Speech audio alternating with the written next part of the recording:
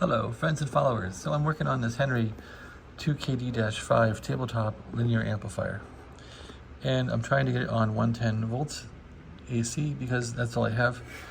To run this thing, you need about 30 amps on 115 volts. I only have 15 amps.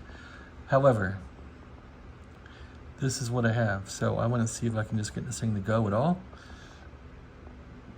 People say it was hit by lightning. I don't know if I believe that, but this amp needs some work. So I just want to get it to turn on and see if it goes. Anyway, for 115, you want to cross all these. So these are all crossed on 115. And these are all crossed on 115.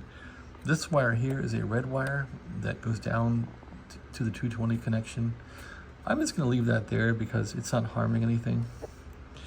Here's the plug I used, and you want to ohm out these wires and make sure that indeed that the black wire I think goes to here, white wire I think goes to here. You want to bring these out and make sure that from here to here and from here to here you have continuity.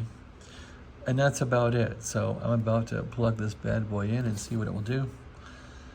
On a not so bright note, so it looks like there was some trouble with this thing. Somebody cut off the high voltage wire that goes down here and goes to the diodes, and then it goes into the tube cage. But the good news is there's no tubes in here, and I don't detect a short on this wire, so I'm probably just gonna solder it back on there and see what I get. I just want to see the meter go up and see if the voltage works, so that's what I'm doing here. See if the fan will come on, see if the lights in front will come on, and that's as far as I'm gonna get.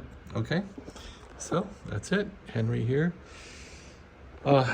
This guy is this amplifier here. It's a 2KD-5 Henry.